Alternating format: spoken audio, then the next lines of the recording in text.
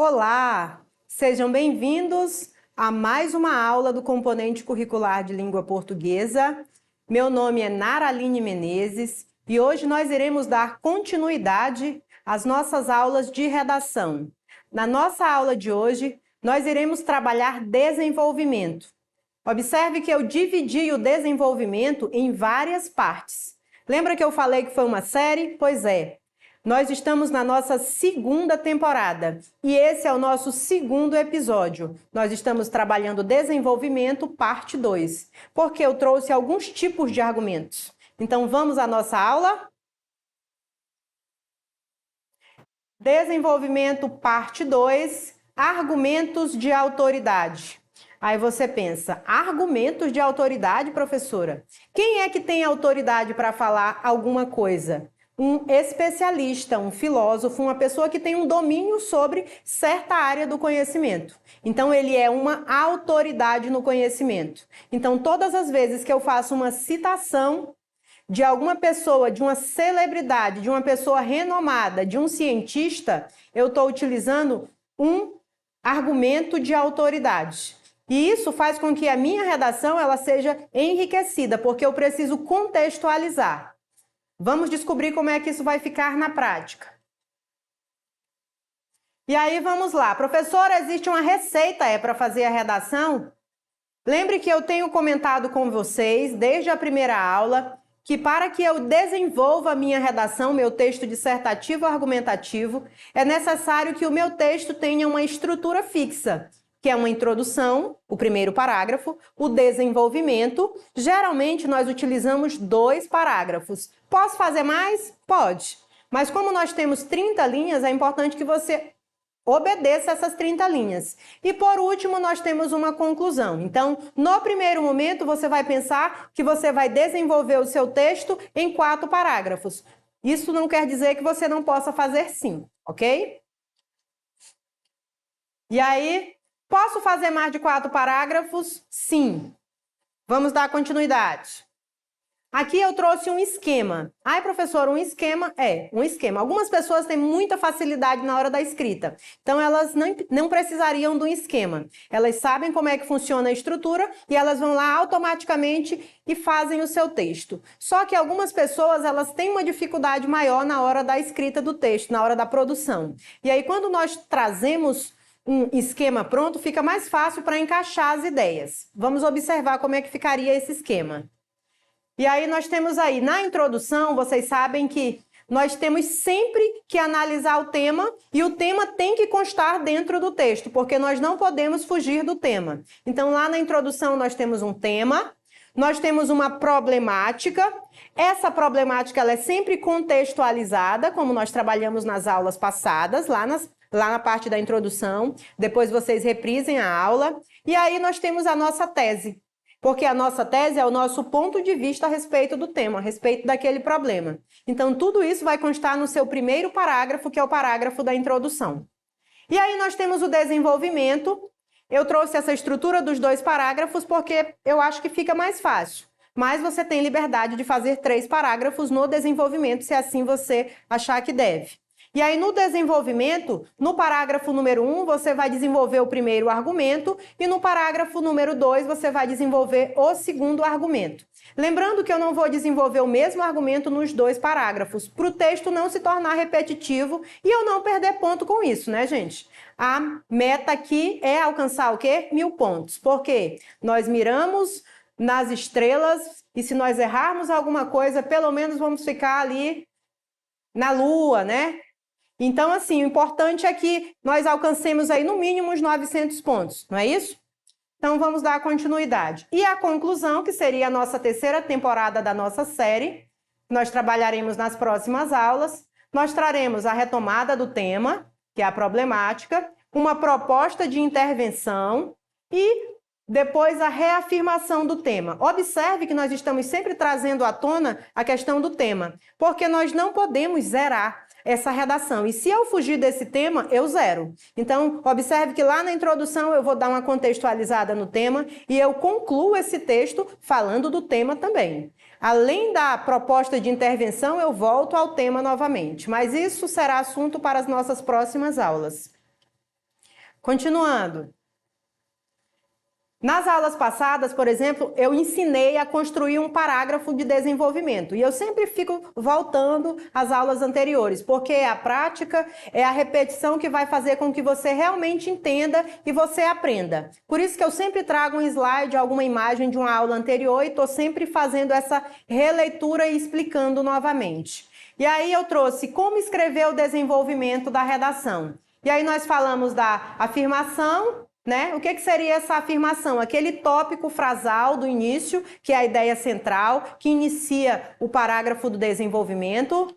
No segundo momento, nós trouxemos exemplos e trouxemos explicações desse exemplo. Na aula passada, nós trouxemos uma teoria, a teoria do hábitos, que é uma teoria de um sociólogo francês super famoso e renomado, que casava perfeitamente com o tema.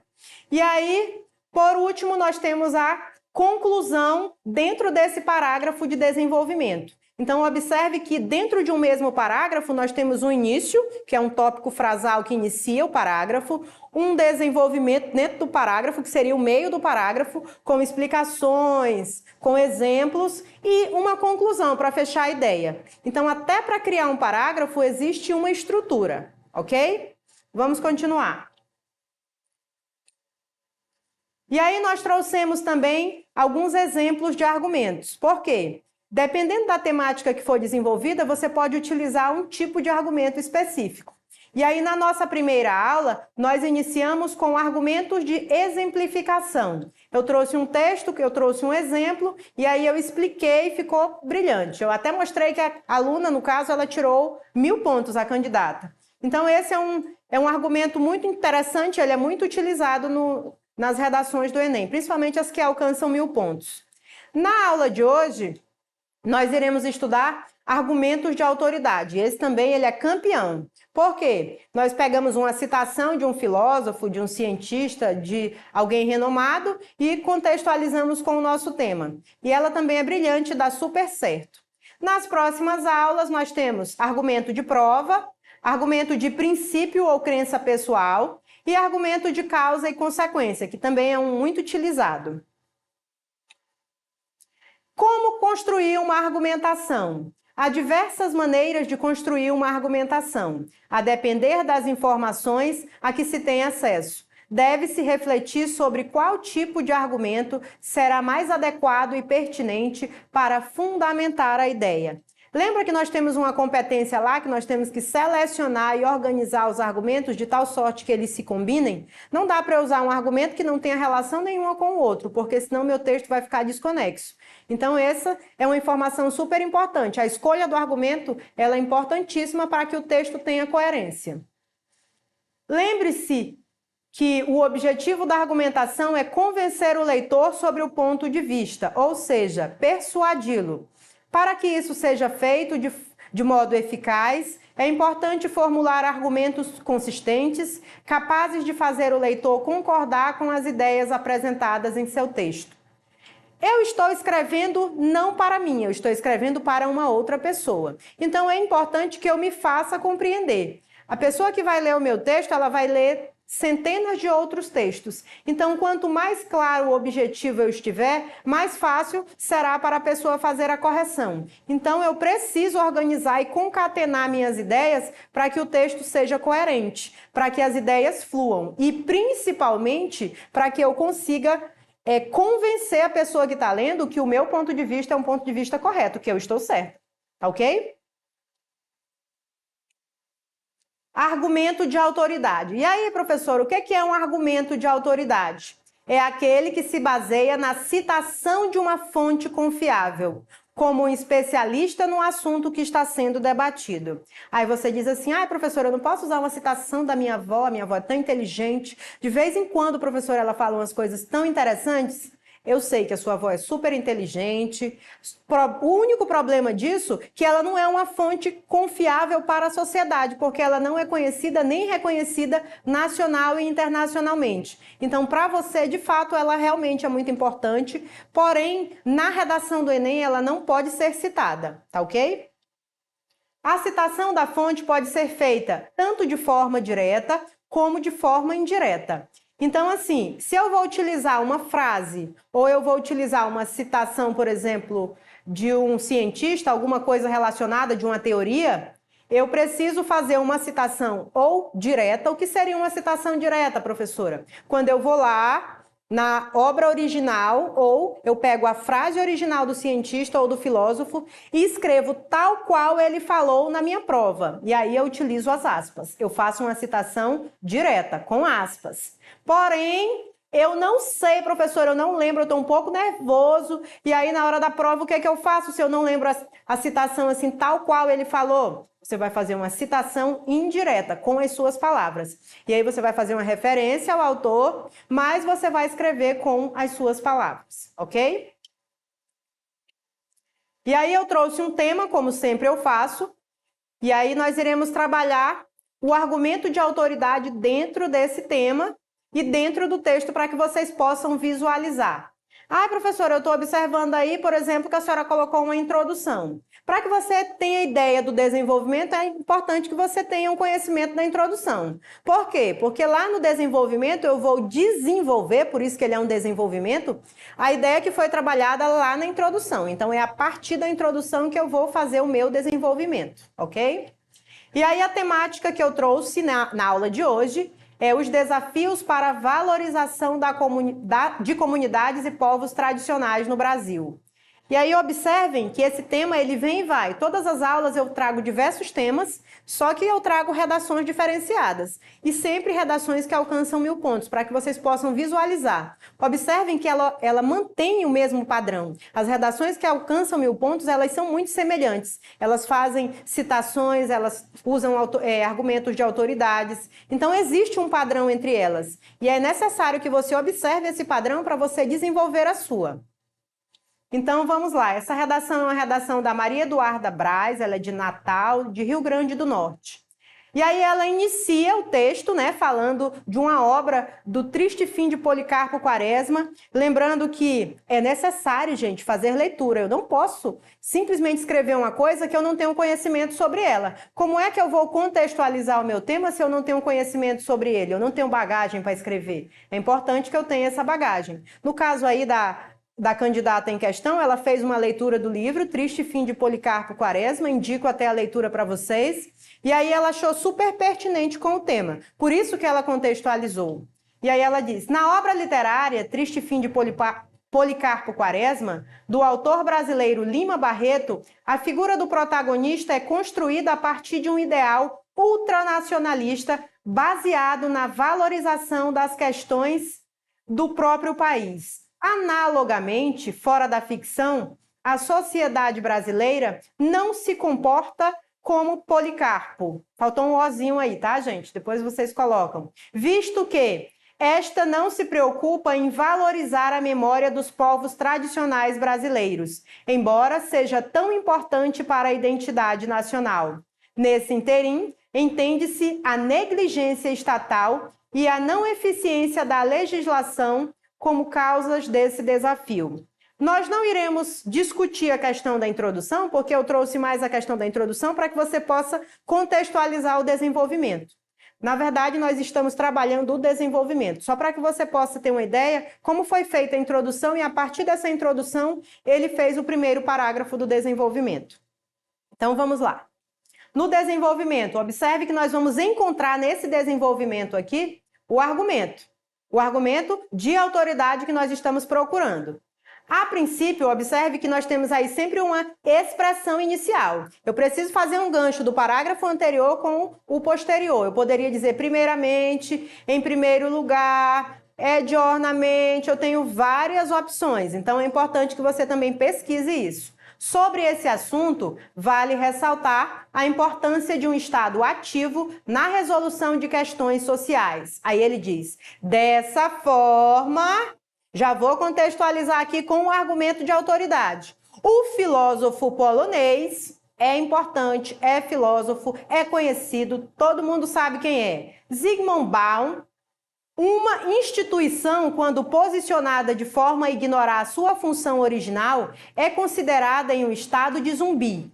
Sobre esse viés, o Estado brasileiro é análogo a esse conceito, visto que No que tange à valorização e proteção dessas comunidades, ele é ausente. Isso posto, tal postura negligente contribui para que os povos tradicionais não recebam o amparo estatal necessário, colocando em risco anos de história, de resistência e de memória de uma parcela fundamental da sociedade. Se você observar aqui, nós fizemos uma citação, um argumento de autoridade de um filósofo conhecidíssimo, Zygmunt Bauman, conhecidíssimo mundialmente. Então, o que ele colocou lá dentro da teoria dele é importantíssimo. Tudo que ele fala é importantíssimo, é digno de se escrever. Porém, eu não fiz a citação por citar. Porque se eu simplesmente fizesse a citação e concluísse o parágrafo, simplesmente o meu parágrafo estaria incompleto. Eu fiz a citação e eu expliquei. Observe que todos os argumentos eles precisam ser explicados. Eu trago lá o exemplo, a citação, que é o argumento lá de autoridade, mas logo em seguida eu preciso explicar. Caso contrário, meu texto ficaria incompleto, tá? E onde é que está aí esse professor que eu não achei, pelo amor de Deus? E aí eu coloquei aqui em lilás para que vocês possam observar melhor. E aí em lilás para o filósofo polonês. Observe que eu digo até de onde vem o filósofo, da Polônia. E aí eu coloco o nome do filósofo de preferência certo, tá, gente? Então tome muito cuidado na hora de escrever, porque a pessoa que vai fazer a leitura do texto, ela vai pesquisar se você realmente colocou o nome correto ou não, ou se a teoria é realmente desse filósofo. Cuidado para não confundir e trocar as teorias. Aí ele diz, quando posicionada de forma a ignorar sua função original, é considerada em um estado de zumbi. E aí ele colocou a questão do zumbi entre aspas, né? Porque o zumbi aí ele tem múltiplas interpretações. É como se o Estado tivesse assim alheio à situação do indígena. E aí eu trouxe o primeiro parágrafo. Vocês observaram que esse é o primeiro parágrafo. Tem lá o tópico frasal no início, né? Essas duas primeiras. E aí nós temos o argumento de autoridade, nós temos a explicação logo abaixo do argumento de autoridade e nós concluímos o parágrafo. Então, vamos ao segundo, porque o nosso tempo está acabando. E aí, nós temos aqui o nosso segundo parágrafo. E aí, como o nosso tempo está se esgotando, eu vou mostrar somente onde é que está esse argumento de autoridade dentro desse segundo parágrafo, para que vocês possam entender melhor. E aqui nós temos um segundo argumento de autoridade, que é o argumento de autoridade de um jornalista chamado Gilberto Dimenstein. Aí ele diz assim, a obra literária Cidadão de Papel, do jornalista Gilberto Dimenstein, apresenta um contexto social em que as garantias constitucionais estão restritas apenas à parte escrita, sem ser colocadas em prática. Observe aí que nessa minha redação eu trouxe 2 parágrafos de desenvolvimento e nos meus 2 parágrafos de desenvolvimento eu utilizei argumentos de autoridades, porque são pessoas conhecidas e reconhecidas, são pessoas que você pode utilizar o argumento para pautar o seu texto. Eu não posso utilizar um argumento da minha vizinha, da minha mãe, do meu pai, porque não são pessoas que têm um reconhecimento nacional, ok? E aí, argumento de autoridade, ok. Na nossa próxima aula, por exemplo, nós iremos estudar os outros tipos de argumento. Lembrando que a parte da exemplificação e da defesa do ponto de vista dentro do desenvolvimento tem que ficar muito clara. Se eu trouxe lá o argumento de autoridade, eu não posso simplesmente citar o argumento por citar. Eu preciso explicar por que que esse argumento ele casa perfeitamente com essa tese. Por que que ele casa com esse tema? E aí eu trago exemplos e exemplifico dentro do texto, fazendo uma relação direta do meu tema com o argumento de autoridade que eu selecionei dentro do texto, ok? Na nossa próxima aula, nós estudaremos o argumento de prova, também chamado de argumento de evidência e também chamado de argumento por comprovação. E aí, na nossa próxima aula, nós vamos observar que existem alguns argumentos que eu posso trazer, por exemplo, dados estatísticos. Mas isso é assunto para a nossa próxima aula, perdão. E aí, nosso terceiro episódio da nossa série Redação, da nossa segunda temporada Desenvolvimento. E eu espero que vocês tenham gostado. Qualquer coisa, eu quero que vocês assistam essa aula novamente, reprisem, acessem a nossa plataforma. E aí, na próxima aula, a gente volta com a parte 3 do desenvolvimento, que fala sobre argumento de prova. Até a próxima aula, viu? Até lá!